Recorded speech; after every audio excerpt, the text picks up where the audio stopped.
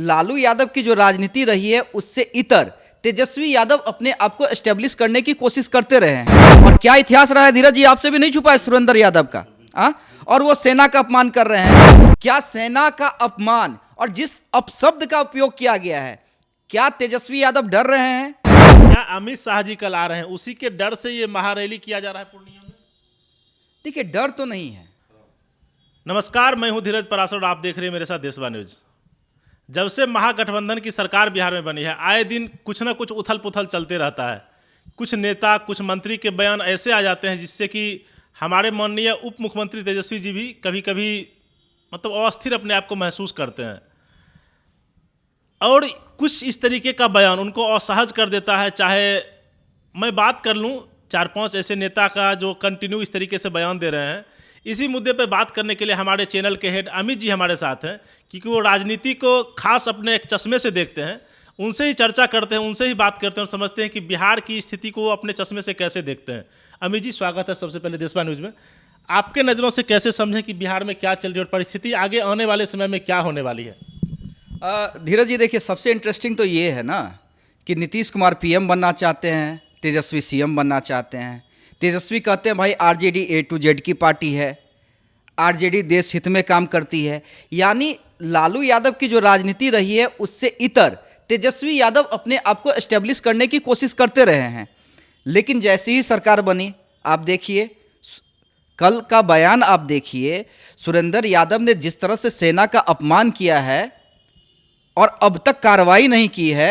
यहां तक कि जेडीयू ने भी स्टैंड ले लिया है कि यह बयान पूरी तरह से गलत है। आप सेना का अपमान कैसे कर सकते हैं? और तेजस्वी यादव को तो सोचना चाहिए कि भाई सुरेंद्र यादव कद्दावर नेता रहे हैं आरजेडी के, अब वो लालू यादव के साथ राजनीति करते रहे हैं, कई बार मंत्री रहे हैं। और क्या इतिहास रहा है धीरज जी, आपसे भी नहीं छुपा है सुरेंद्र यादव का। और वो सेना का अपमान कर रहे हैं। तो एक तरफ तो आरजेडी के सरकार में जैसी ही बनती है, जैसी ही लालू यादव या तेजस्वी यादव सत्ता में आते हैं, बीजेपी ऐसी जंगल राज का आरोप लगाती है, लॉ एंड ऑर्डर की समस्या पैदा हो जाती है। और बीजेपी के तमाम जो नेता हैं वो दिन भर प्रेस कॉन्फ्रेंस करते हैं इस मुद्दे को लेकर, ऊपर से इस तरह का बयान आएगा। और आप देखिए ना, हमने तो लड़ाई लड़ी है ना, देशवा न्यूज और हमारे ब्रांड मिस्टर बबीता मिश्रा ने एक आर्मी जवान की जिस तरह से पुलिस वाले ने पिटाई की थी उसके लिए लड़ाई लड़ी, आप भी गए थे। लेकिन मंत्री पे कार्रवाई क्यों नहीं? मेरा तो सवाल यह है कि अब तक मंत्री पे कार्रवाई क्यों नहीं?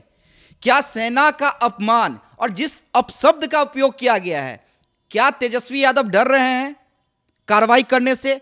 क्या नीतीश कुमार डर रहे हैं कार्रवाई करने से? क्योंकि भाई पुराने नेता हैं, अपने क्षेत्र में पकड़ है। लेकिन इन बयानों को तेजस्वी यादव भी जानते हैं कि अगर हम खंडन नहीं करते हैं या हम कार्रवाई नहीं करते हैं तो हम जो छवि बनाना चाहते हैं। देखिए, पुराने वाले दौर में बिहार नहीं जाना चाहता है धीरज जी। आपके चंद्रशेखर क्या कर रहे हैं? अभी तक कार्रवाई उन पे कुछ कहा हो भाई साहब? नहीं ना हो करेंगे, एक बयान भी नहीं दे पाए। अरे नहीं कर पाएंगे। समस्या क्या है धीरज जी, समझिए। समस्या यह है आरजेडी के साथ, तेजस्वी यादव ये तो कहते हैं कि हम ए टू जेड की पार्टी हैं, लेकिन पिछड़ों की राजनीति भी करनी है, उस दौर से निकलना भी चाह रहे हैं। और डर लग रहा है कि अगर निकलेंगे तो कहीं हमारा वोट बैंक नहीं गड़बड़ा जाए। अरे मुझे याद है 2015 का महागठबंधन जब बना था, नीतीश लालू फिर से एक बार साथ आए थे, तेजस्वी राघोपुर से उम्मीदवार थे, तिरसिया का जनसभा को लालू यादव संबोधित कर रहे थे और उन्होंने नारा दिया था पहले संबोधन में कि ये लड़ाई है बैकवर्ड वर्सेस फॉरवर्ड की। बिल्कुल आप सही कह रहे हैं, मुझे याद है। बिल्कुल। तो लेकिन ये लालू यादव की राजनीति थी और लालू यादव को इस राजनीति में सफलता मिली। ठीक है, आपको सफलता मिल रही है, आप कर रहे हैं, अलग बात है। और मैंने तो कहा कि देखिए, आरजेडी के अंदर जितने भी फॉरवर्ड कास्ट के नेता हैं वो भी मौजूद रहे हैं। रघुवंश बाबू हो, लालू यादव के समय में बिल्कुल रघुवंश बाबू, जगदानंद सिंह, इन लोगों की एक तूती बोला करती थी। रघुनाथ झा कभी घोषणा पत्र उनको लालू यादव दिखलाया करते थे कि देखिए आरजेडी का घोषणा पत्र है। लेकिन फिर भी लालू यादव की राजनीति रही है। लेकिन तेजस्वी तो अपने आप को बदलने की कोशिश कर रहे थे। हम लोग लगातार पॉलिटिकल न्यूज कवर करते आते हैं तो हमने देखा था, और तेजस्वी यादव ने कई बार कहा था कि ये एमवाई की पार्टी नहीं है, ये ए टू जेड की पार्टी है। अरे भैया, ए टू जेड की पार्टी कैसे है? आपके एक मंत्री लगातार, एक बार नहीं लगातार हिंदू धर्म ग्रंथों पर सवाल खड़े कर रहे हैं।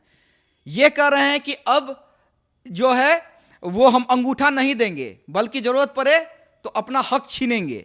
यानी एक तरह से समाज के अंदर जहर फैलाना चाह रहे हैं। जिस दिन से सरकार बनी है 7-8 महीने बने हुए हो गया है, ऐसा क्या हो जाता है बिहार में कि लोगों को जंगल रात दिखाई देने लगता है? वो धरातल पे दिख जाता है। कभी कभी हम लोग भी जाते हैं तो हम लोग तो ग्राउंड पे रिपोर्टिंग करते हैं, पत्रकार बंधु घूम घूम के देखते रहते हैं, उनको तो दिखता है ना कि जंगल रात सही में आ रहा है, और वो लोग दिखता है, बोलते हैं, वो मार पिटाई भी खाते हैं बेचारे।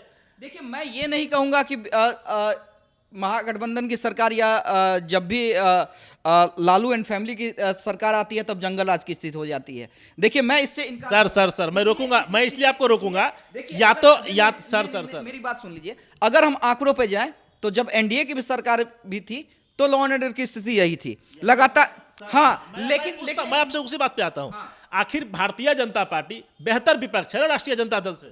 नहीं, बेहतर विपक्ष नहीं है, ये लोगों का माइंडसेट है। और ये माइंडसेट क्यों है भाई? आरजेडी के कारण है, आरजेडी के इन्हीं नेताओं के कारण है।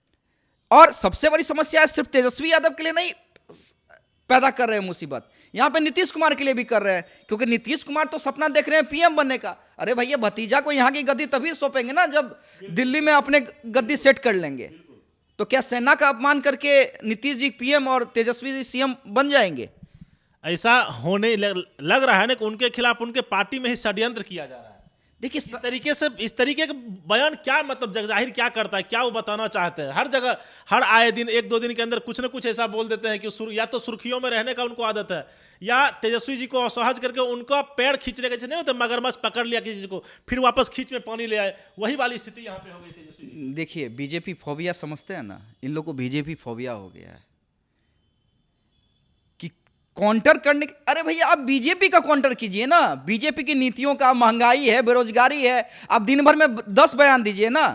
दिखलाने के लिए तो कई मीडिया पड़े हुए हैं, लेकिन माफ कीजिएगा, लेकिन बीजेपी फोबिया के कारण आप सेना का अपमान कर देते हैं। अरे भैया, सेना बीजेपी की थोड़ी है, सेना तो हमारे देश की है।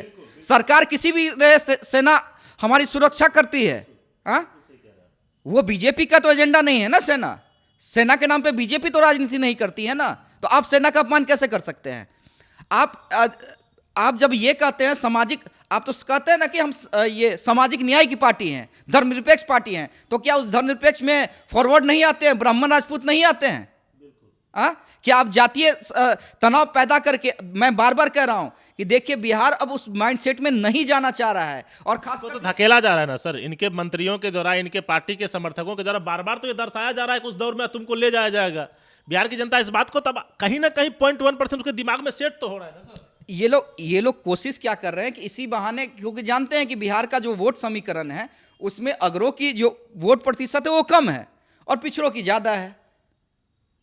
तो भैया, आपको अगर हिम्मत है तो आप निकाल दीजिए ना अपने पार्टी से शुरुआत कर दीजिए। मैं तो चैलेंज करता हूं, अपने पार्टी से शुरुआत कीजिए। आप अपने प्रदेश अध्यक्ष को हटा दीजिए, शिवानंद तिवारी को हटा दीजिए, जितने भी फॉरवर्ड नेता हैं, मनोज झा को हटा दीजिए। भाई, मनोज झा को क्यों आप कहते हैं कि सबसे बढ़िया वक्ता है?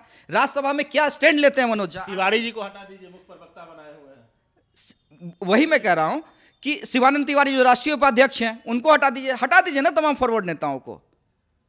लेकिन ऐसा आप नहीं करेंगे, क्योंकि जानते हैं कि ये जो छोटा वोट बैंक भी है वो कभी कभी प्रभाव डाल सकता है। पॉइंट बताया, बीजेपी फोबिया।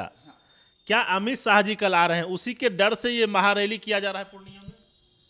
देखिए, डर तो नहीं है, मैं ये नहीं कहूंगा कि अमित शाह से या बीजेपी से डर है इन लोगों को, लेकिन एक ये है कि भैया अब किसी तरह जीतना है, हारेंगे तो राजनीति खत्म हो जाएगी। लोग ये कहेंगे कि भैया अब तो चाचा भतीजा एक हो गए, लालू नीतीश एक हो गए, तब भी हार गए। तो फिर तो ये कहीं ना कहीं, देखिए ठीक है, अमित शाह आ रहे हैं, इधर महागठबंधन अपनी शक्ति दिखलाएगी, और जाहिर सी बात है कोई किसी से कम नहीं है। और बिहार के अंदर बात करें तो मैं अभी भी कहता हूं कि महागठबंधन का ऐसा जो कास्ट कॉम्बिनेशन है ना वो मजबूत है, लेकिन इसे आप खुद खराब कर रहे हैं, आपके नेता खराब कर रहे हैं। ये तेजस्वी यादव को समझना होगा, क्योंकि मैं बार बार कह रहा हूं कि हम जब गांव में जाते हैं, धीरज जी आप याद कीजिए, कुछ साल पहले फॉरवर्ड लोग कहते थे कि नहीं, तेजस्वी यादव में क्षमता है, तो आप सब वर्ग में पैठ बनाइए ना। आप सिर्फ एक खास जाति या एक खास वर्ग के लिए क्यों नेता बनना चाह रहे हैं? और मैं जहां तक समझता हूं तेजस्वी नहीं बनना चाहते हैं, लेकिन वो कहीं ना कहीं एक डर, कि कहीं इन लोगों पे कार्रवाई कर देंगे, अभी से निकाल अपने आप को नहीं पा रहे हैं। इन नेताओं पे कार्रवाई कर देंगे तो कहीं पिछड़ा नहीं नाराज हो जाए, कहीं यादव नहीं नाराज हो जाए, कहीं फलना नहीं नाराज हो जाए।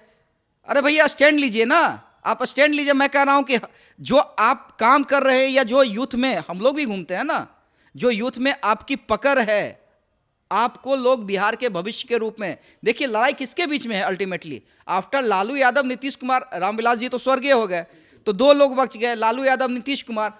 बीजेपी अभी कोई चेहरा नहीं है, भले ही संगठन के रूप में मजबूत है। कैडर की पार्टियां दो ही मानी जाती है ना, आरजेडी या बीजेपी। हालांकि बीजेपी का माइनस पॉइंट यही है कि अब तक कोई नेता नहीं बना पाई है, एक फेस नहीं बना पाई है। तो आने वाले दिनों में किसके बीच में लड़ाई है आफ्टर लालू नीतीश? तेजस्वी यादव, चिराग पासवान, यही एक दो ऐसे नेता हैं जो आगे जाके सीएम फेस बन सकते हैं। तो आप अपने आप को उस परिप्रेक्ष्य में देखिए ना, एक थोड़ा सा वोट बैंक का डर कि कहीं कार्रवाई कर दें तो ये नुकसान नहीं हो जाए। और आप तो, मैं बार बार कह रहा हूं कि इन नेताओं ने तो सिर्फ तेजस्वी यादव को नहीं, नीतीश कुमार को भी अनकंफर्टेबल कर दिया है। क्योंकि आपने देखा होगा कि चाहे रामचरितमानस का मामला हो, नीतीश कुमार ने विरोध किया था कि नहीं, इस तरह की बात नहीं होनी चाहिए, सब धर्म का सम्मान है। सेना वाला मामला हुआ, जेडीयू के प्रवक्ताओं ने खंडन किया, लेकिन खंडन करने से नहीं होगा।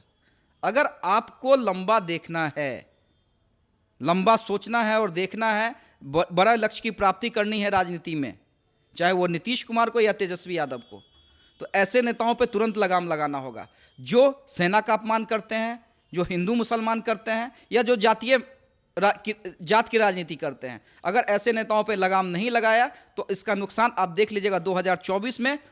मैं 25 की बात अभी नहीं कर रहा हूं, 2024 में फिर से एक बार बिहार के अंदर जो आप सपना सोच रहे हैं ना कि 40 का 40, देखिएगा इसका उलट हो जाएगा। आप काफ़ी वरिष्ठ पत्रकार हैं, एक बात बताइए हमारे दर्शकों को, बिहार इस जात पात की राजनीति से कब निकल के विकास के पहिए पे चलना शुरू करेगा? विकास का वो ट्रैक जो चाहिए, जो हमारे सुशासन बाबू ने बोला था, जिस जंगल राज को दिखा के, जो मिथक दिखा के, जो डर दिखा के बीजेपी और ये दोनों आए थे सरकार में, उसको फिर उसी तरफ ले जाया जा रहा है। और जातीय, मतलब ये जाति की जो मकर जाल है ना, इससे कब बाहर निकलेगा बिहार, जिससे कि विकास के रास्ते पर आगे निकले? देखिए, बिहार यूपी में जातीय राजनीति से निकलना मुश्किल है धीरज, ये तो मैं भी मानता हूँ।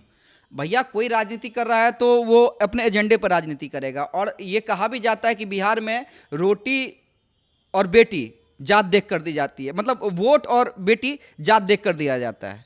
ये आपको पता है, बिहार और यूपी के लिए कहावत कहा जाता है। तो आप, उत्तर प्रदेश तो सर सुधर रहा है, नहीं, बिहार में सुधार क्यों नहीं? नहीं, मैं कह रहा हूं कि आप कीजिए ना जात की राजनीति, आप सबके कल्याण की बात कीजिए ना, कोई दिक्कत नहीं। कहाँ दिक्कत है?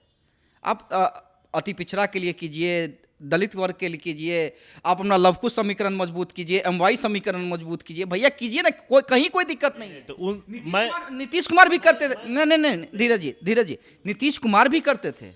नीतीश कुमार की जो सोशल इंजीनियरिंग थी, आपको याद होगा कि नीतीश कुमार की सोशल इंजीनियरिंग के साथ साथ वो विकास का भी काम करते थे। सिर्फ जात पात में उन्होंने बिहार को कभी नहीं देखा। और ऐसा भी नहीं है कि किसी दूसरे जात के कारण फॉरवर्ड को कभी नीचा दिखलाया हो। लेकिन आज यही हो रहा है। आप अब सोशल मीडिया का ट्रेंड है। आप देखिए ना, आप चंद्रशेखर के बयान के बाद किस तरह से आपके समर्थक जो हैं उग्र हुए। सोशल मीडिया में दौर में ब्राह्मणों पे क्या क्या नहीं कहा गया। उधर से इधर से भी पलटवार हो सकता है, पलटवार तो कभी भी हो सकता है।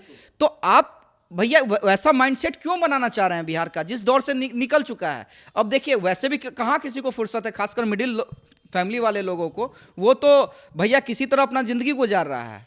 तो इसलिए आप राजनीति कीजिए, बिल्कुल करनी चाहिए। सब लोग करता है, चाहे वो बीजेपी हो, आरजेडी हो, कांग्रेस हो, सब लोग जातीय राजनीति करते हैं। बीजेपी अछूती नहीं है धीरज जी।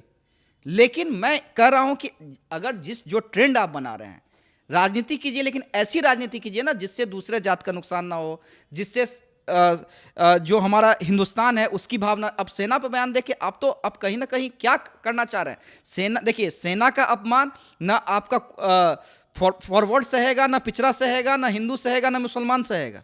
मैं क्लियर कर देना चाहता हूं, अगर जो लोग गलतफहमी में है कि सेना का अपमान कर देंगे तो कोई खास तबका हमारे फेवर में आ जाए, गलतफहमी है। मैं ऐसा नहीं मानता हूं। भले ही बीजेपी मानती हो, कोई दल मानते हो, लेकिन मैं ऐसा नहीं मानता हूं। क्योंकि अब उस दौर से हम निकलना चाहते हैं। कोई भी एक आम इंसान, आप जाइए ना, जो 20,000, 30,000, 50,000 रुपया कमा रहा है ना, जो मिडिल फैमिली है, उस दौर से निकलना चाहता है, शांति की जिंदगी जीना चाहता है। तो ये कहीं ना कहीं तेजस्वी यादव और नीतीश कुमार के लिए खतरा है। अगर यहाँ पर रोक नहीं लगाया, कार्रवाई नहीं की, तो आप देखिएगा 2024 में नीतीश लालू तेजस्वी को नुकसान उठाना पड़ेगा। धन्यवाद सर आपका। और सबसे बड़ी बात है, बिहार में जिस तरीके का परिप्रेक्ष्य अभी चल रहा है, बिहार में भिन्न भिन्न जगह बहुत सारी घटनाएं हो रही हैं, इन सारे मुद्दों को लेकर फिर हम अमित सर से कुछ सवाल करेंगे, तीखे सवाल करेंगे। आप बने रहिए तब तक देशवा न्यूज के साथ। धन्यवाद। सिर्फ खबर दिखाना देशवा न्यूज का मकसद नहीं, देशवा न्यूज की कोशिश है कि समाज की सूरत बदलनी चाहिए। देशवा न्यूज पर वीडियो देखने के लिए लाइक करें, सब्सक्राइब करें, साथ ही बेल आइकन दबाना न भूलें।